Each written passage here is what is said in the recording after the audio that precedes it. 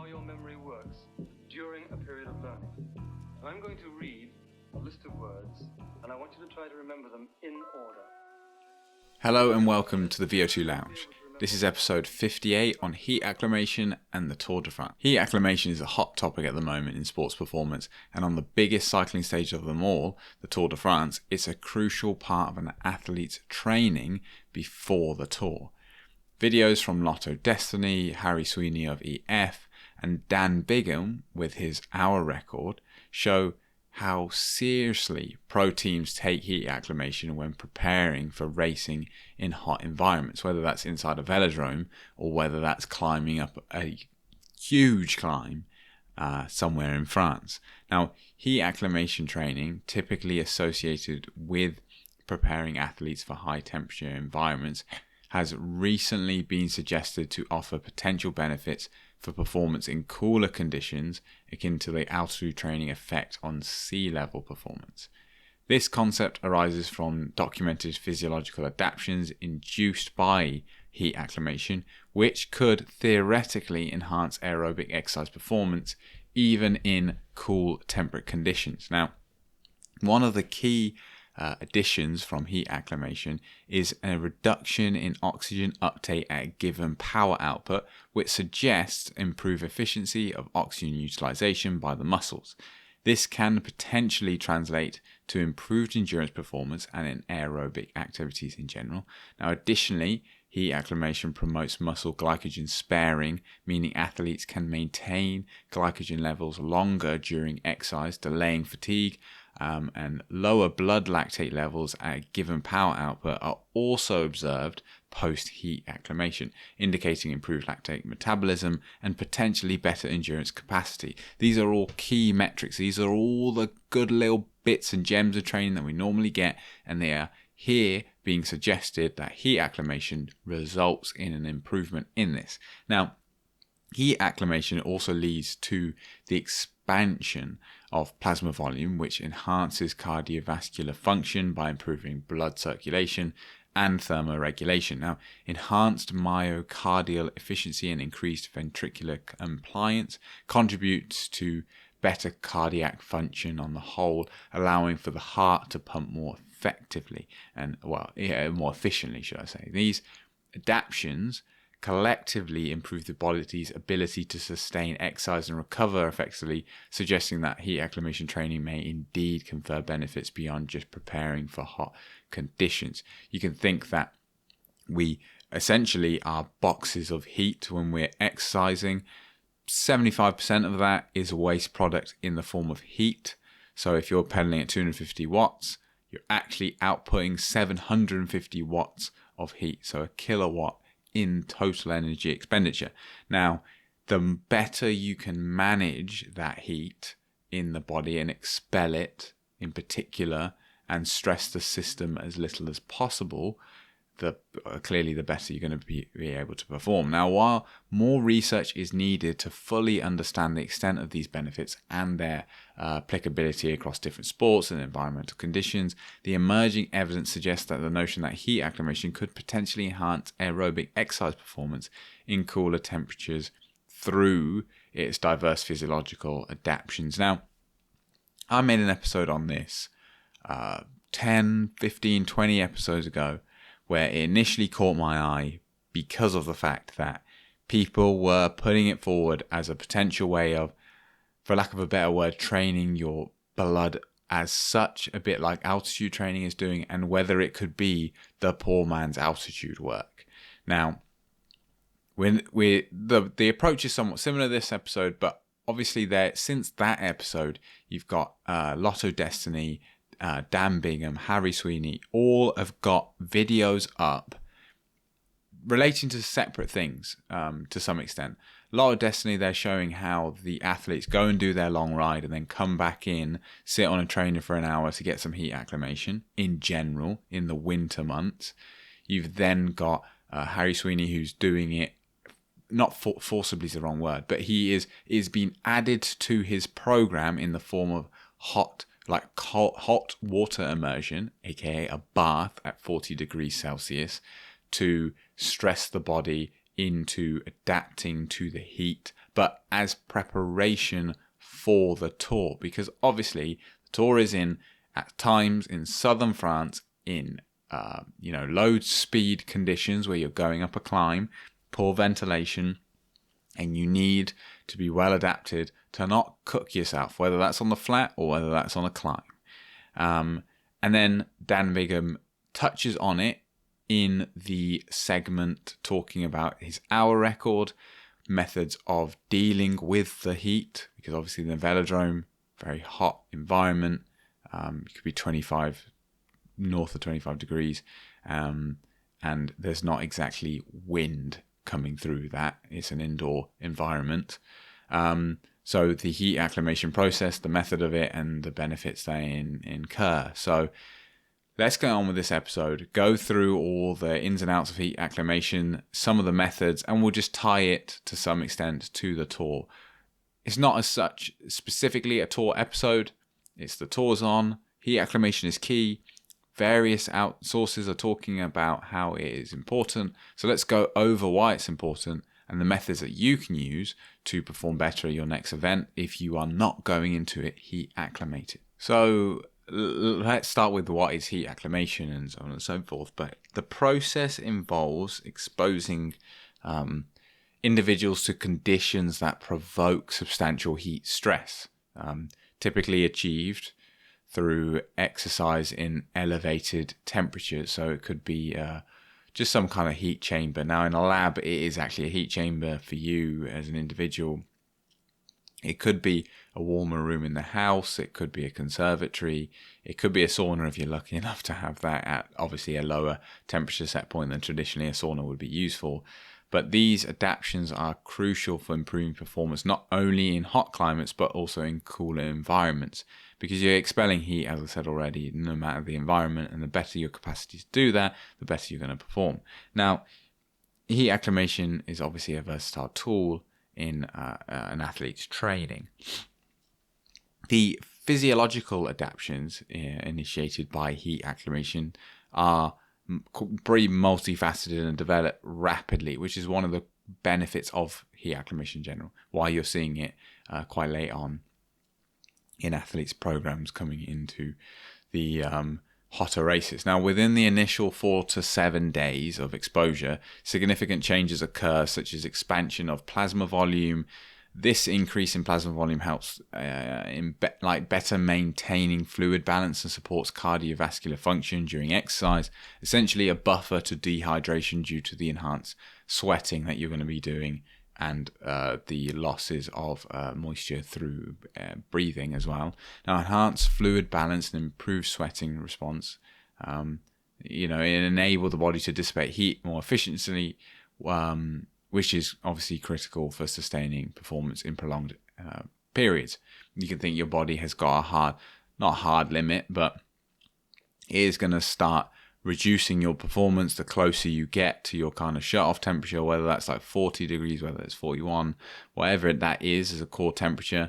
The closer you start getting to that, the more your body's going to try to restrict you, and the better you can be heat acclimated, the further away you can get your body from that point. Now, cardiovascular adaptations are also prominent during heat acclimation. These include a reduction in heart rate and an increase in stroke volume, which collectively enhance cardiac output. Obviously, heart rate, very simple. It's just how many times your heart beats in a minute. A stroke volume is a bit like the displacement on an engine. So a 2-litre engine, that's essentially like its stroke volume. It's 2 litres of air, essentially, over the number of cylinders. So an enhanced stroke volume would be like going from a 2-litre to a 4-litre, and that's essentially what's happening to your heart here. The amount of fluid, blood pumped per beat is the stroke volume, and then cardiac output is essentially like the power of a vehicle. It is the combination of how fast the heart is beating, aka how fast the engine is spinning, and the stroke volume, the amount essentially of work being done or volume of fluid essentially being passed through your heart there. Now, lower heart rates under heat stress contribute to improved efficiency and endurance by reducing the cardiovascular strain associated with elevated temperatures, essentially giving you more bandwidth to deal with both the exercise and the heat. Now, these adaptations support better distribution of blood flow, ensure adequate perfusion of muscles and skin for both metabolic demands and thermoregulation. Now, the benefits of heat acclimation extend beyond cardiovascular improvements, enhanced thermoregulatory responses such as an increase cutaneous blood flow, so sort of the perfusion through the skin, those little capillaries sort of thing, aid in the dissipating heat from the body to body's core to the surface of the skin. Now, you can think of subcutaneous vessels, for example. So it's just below the skin. Now, physiological adjustment not only helps in managing core body temperature during exercise, but also contributes to improved thermal comfort in hot conditions. And anyone who's been in a race, whether that's a running race, a bike race, anything, knows that the cognitive load is pretty high. And when you're feeling uncomfortable because of not only the level of exercise you're at, but also just the sheer discomfort of the heat, it's important that you remain as comfortable as possible. Now, the acquired thermal tolerance through repeated heat exposure reduces the perceived discomfort and strain associated with exercising in the heat. And obviously it's the RPE. If RPE is reduced, then of course you're going to do better. Now, importantly, the adaptations gained from heat acclimation are transferable to cool environments, as I've mentioned before. Now, amplifying their impact on athletic performance, and that's kind of where the poor man's altitude training comes from. Is you can glean these effects in multiple environments by stimulating the body in this hot environment. Now, studies have shown that athletes who undergo heat acclimation exhibit improved VO2 max and endurance performance in temperate conditions as well as the heat. Now, this transferability sort of underscores the broader utility of heat acclimation strategies across varying climates and competitive scenarios, making it a pretty valuable component of an athlete's preparation for the season. You can just think it as just supplementary work to your intervals, for example. Now, it is worth noting that obviously all of these episodes I do on these very minute details, so for example heat acclimation, mustn't come at the detriment of your training, and especially if you're only doing 4 or 5 hours a week, really then. And that's where I think we'll get onto it, but things like hot water immersion, because they're non-invasive to training, you can do them at the end and they can be quite relaxed. Obviously 40 degrees is pretty disgusting, but at least for the first 5 minutes can be quite relaxing. That as a method, I'd say, is better than the method of doing additional heat work on the bike, because it may take away from time on the bike that you would have been doing more productive work in the form of just more time at zone 2 or more intervals, for example. Whereas tagging it on to the end where you need to shower or wash or whatever already and cranking the heat up to improve the effects, is less intrusive. Obviously, if you've got all the time in the world, you can do the most optimal strategy, but hot water immersion can be a very good middle ground that doesn't intrude on training in general. Now, particular implementation of heat acclimation involves structured protocols that combine exercise with heat exposure. Techniques such as using saunas, hot baths, or heat rooms for training sessions simulate environmental heat stress and facilitate physiological adaptations. And the intensity and duration of exposure, frequency of sessions, and individual fitness levels all influence the effectiveness of heat acclimation protocols. And then tailoring factors, ensuring that athletes achieve optimal adaptation while minimizing risks associated with exercise. Excessive heat is obviously important. Now, from EF, we can see they used a post-ride bath at 40 degrees Celsius. That's from the Harry Sweeney video. That's what he was prescribed as part of his work. Is worth noting there that after doing a bit more research to do with hot baths and sauna usage, is essentially the most time effective way of doing it is if you're coming into it already hot, so you've done intervals or you've just done zone 2 and you're in an elevated core body temperature scenario. The bath doesn't need to essentially heat you up, it's just maintaining it to some extent. So that's the most effective way to do it without having to have a really long session.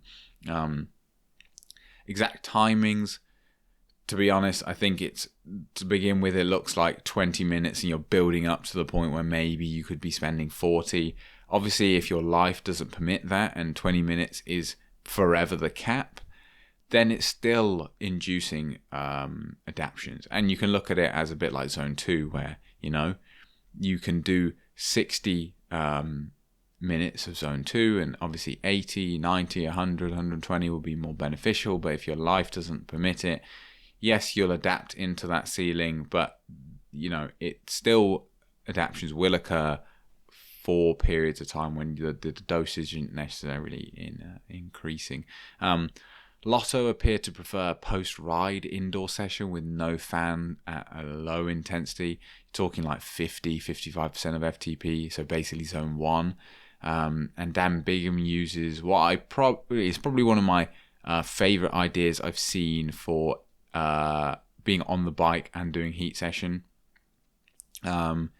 which is using like a painting suit, mainly because of the cleanup, as he mentions, is pretty easy. It's super convenient. It's all contained and you're going to get super hot and they're really cheap. And you don't have to necessarily worry about sweating through loads of clothes and they're just like sodden. And then sometimes I feel like if they get bad enough, you don't wash them straight away. They don't smell great.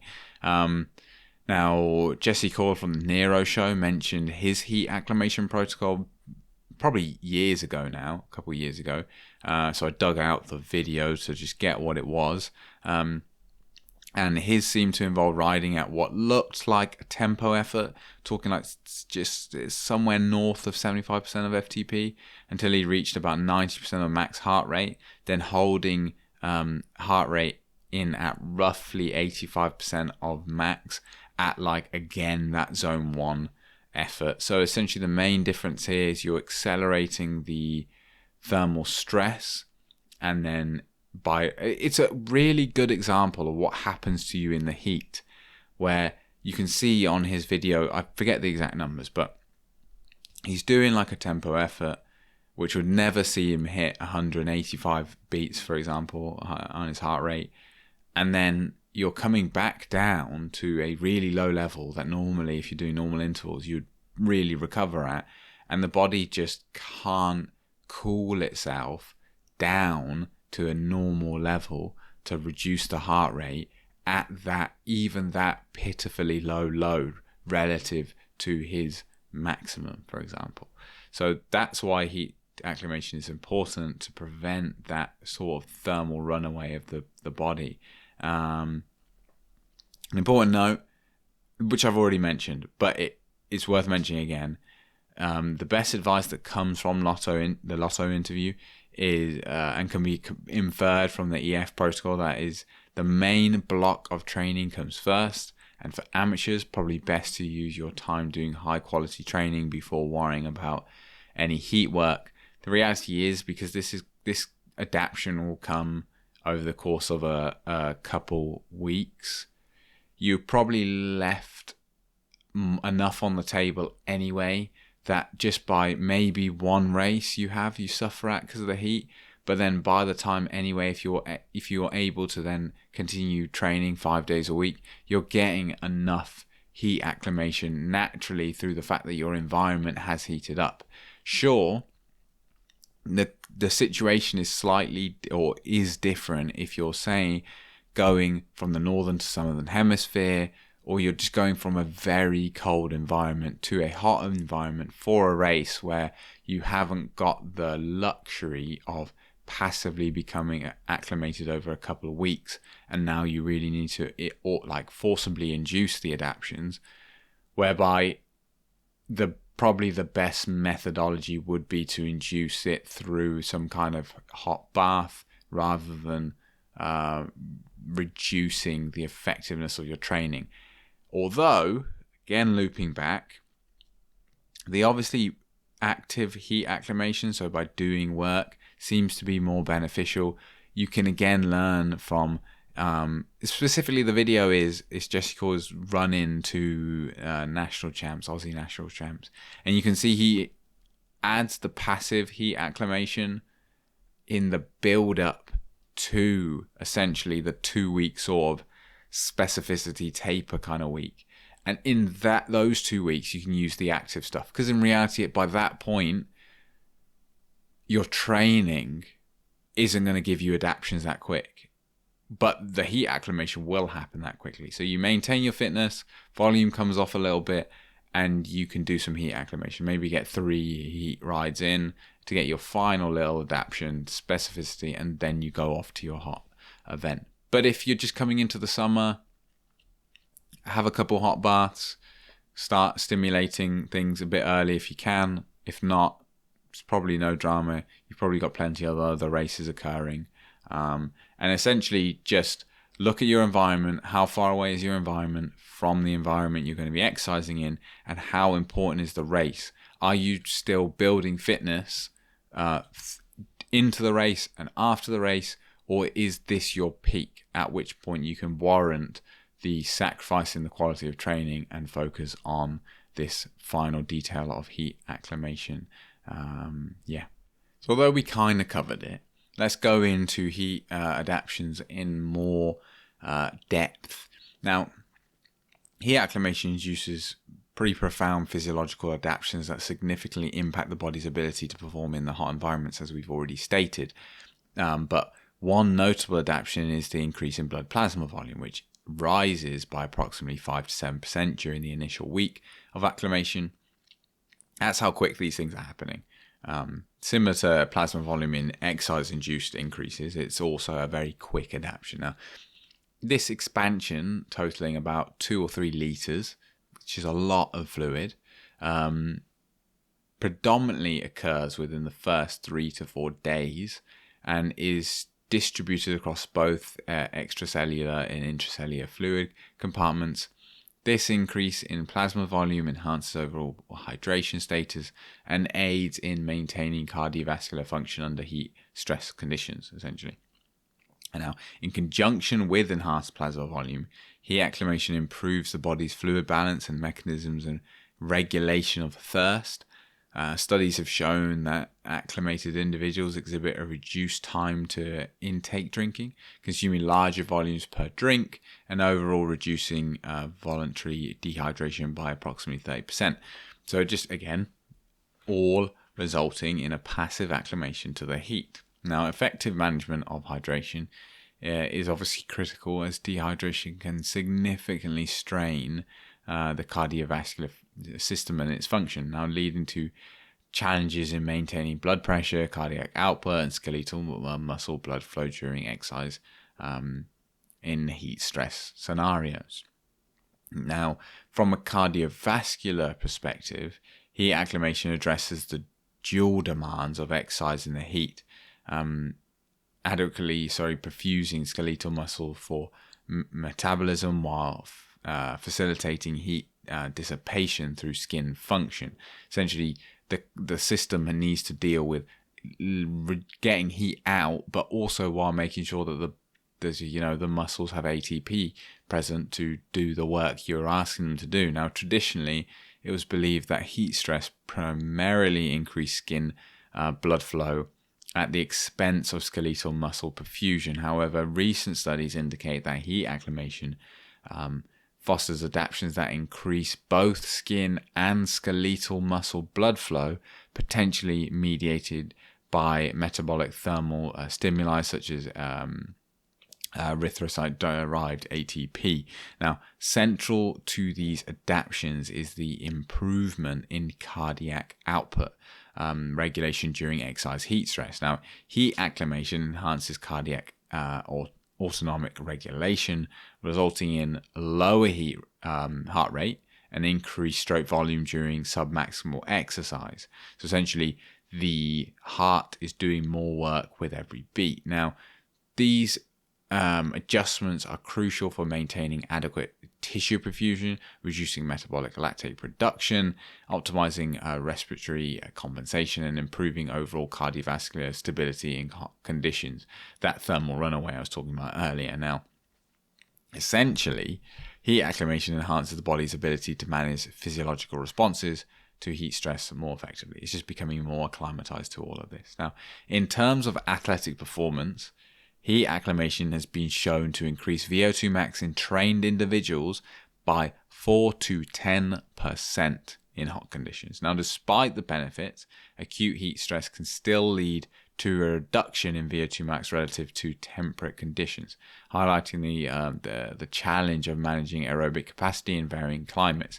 Nevertheless, improvements in VO2 max observed in heat acclimation individuals extend to cooler environments, supporting enhanced self-paced exercise performance and endurance across different temperatures. Now, essentially, you're still losing performance, essentially, the hotter the environment gets, but you're just trying to mitigate that. Now, imagine someone comes into a race with a VO2 max that's 5% higher or better, 5% better performance or whatever, and then they don't heat acclimate, and they now lose 15% while you only lose like 8%, and now you've leapfrogged them in your performance. And that's where on some of those hot days you come to a race and you just get a really good performance. Maybe it is just you perform really well in the heat and you're now able to outshine some of those individuals who, worked harder in the regards to their overall training, but they're just not as well acclimated to the heat as you are. Now, beyond VO2 max, heat acclimation influences substrate utilization during exercise, favoring a decreased oxygen uptake response and a shift towards greater reliance on carbohydrates as a fuel source. This adaptation includes a notable decrease in muscle glycogen utilization by up to 50% during exercise in cool conditions, contributing to prolonged endurance and improved power output at lactate threshold specifically. I'm assuming that's the LT4 lactate threshold, but yeah, essentially let's just say threshold. Heat acclimation has been associated with reductions in blood and muscle lactate accumulation during submaximal exercise, although precise mechanisms underlying these benefits require further investigation.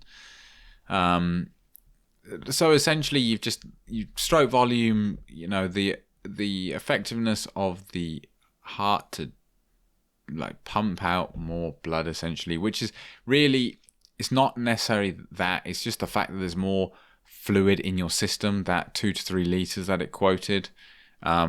So it just means as your heart's beating, more fluid is making its way around the body. And then your cooling effects are improved. It's just overall, clear how important it is for specifically a key event or for elite athletes going to the tour who, you're already going up to altitude, and in some cases, if you're a GC rider and you're already, losing some of your VO2 max in your peak performance. So to lose even more, this is just another avenue to one up the other athletes, your other competitors, essentially, as an elite athlete. Although not related to heat acclimation itself, it's also worth noting how to deal with the heat best. And one method is consuming slush. We've all seen Tadej Pogačar struggle with the heat and pouring water over himself to keep himself cool, and we've seen other GC contenders using that to keep themselves cool again. You've got the ice packs. Sometimes they're put in like a sock or women's tights, because it allows an easy way to store the ice, but also it drips out slowly and helps cool the body. But from the hour record, both Garner's and Dan Bigham's, you can see them ingesting this slush to 1, hydrate the body as much as possible, 2, cool the body as much as possible.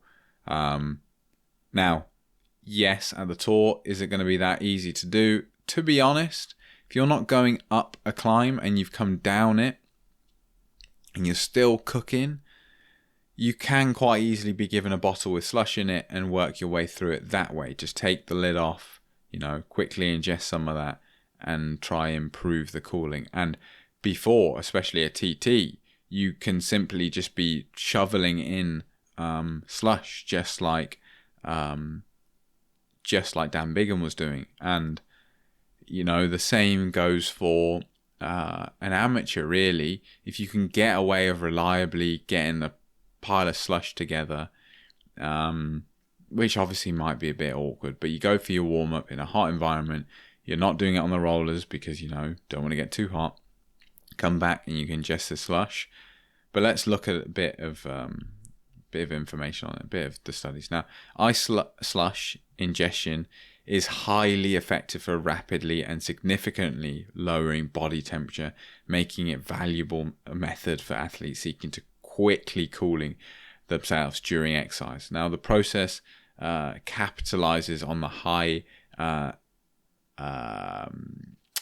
enthalpy of fusion of ice, which requires substantially more energy to convert into liquid form compared to simply heating cool water.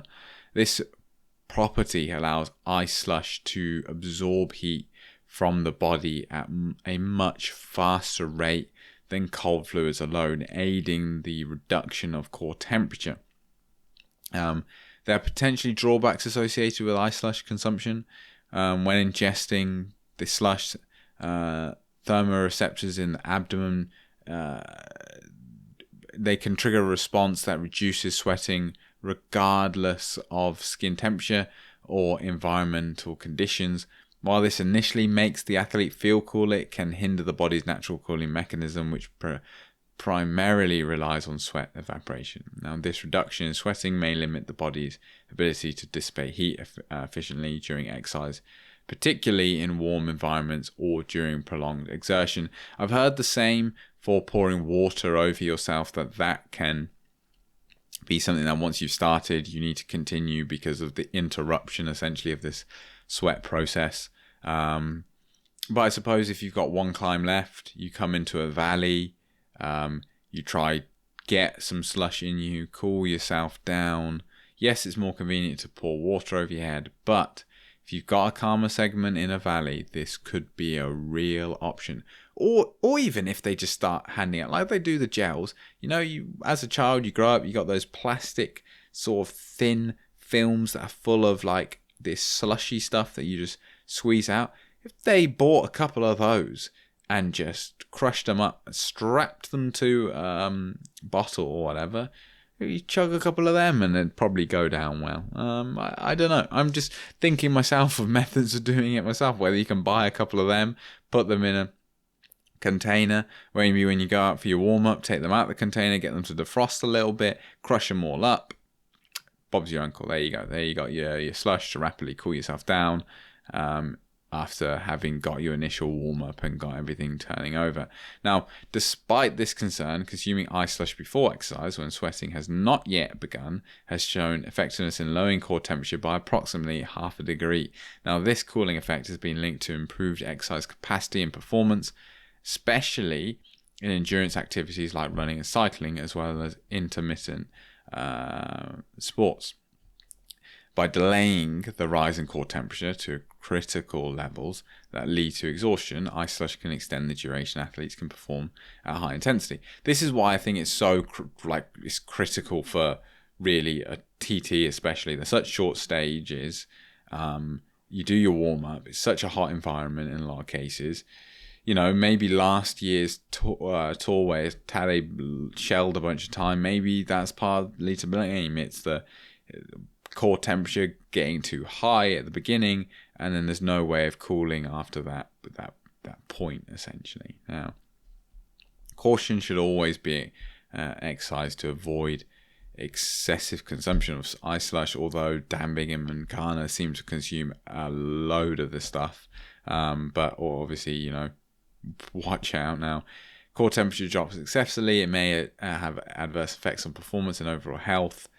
Therefore, athletes should, always be careful managing the amount of ice slush consumed and consider environmental conditions to maximize its benefit while minimizing the potential drawbacks. But essentially, just trying it out. If your race is in 2 weeks, start ideally earlier. But if you got a hot environment, start figuring out, how do I cool? How do I warm up?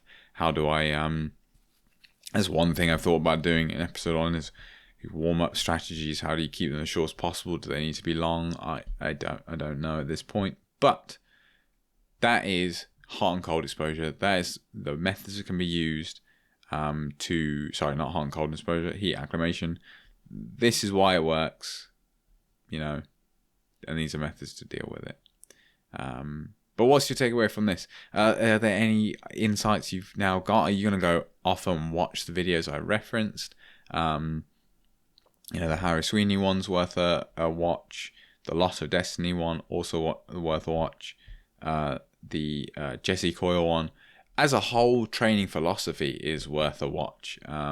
Goes through many different things, like if you use that base phase, the building phase of increasing aerobic power and so on and so forth, and then that sort of taper / specialty area where specificity starts coming in and you're getting yourself ready for the event, and the heat acclimation and so on and so forth, all worth a watch. But what can I say? For more content like this, explore my previous episodes and consider following, rating and sharing the podcast wherever you get your podcasts from. Share your thoughts or suggest future topics at the VO2lounge@gmail.com or in the VO2 Lounge Discord server. Links will down below. Thank you for tuning in. Until next time, it's goodbye.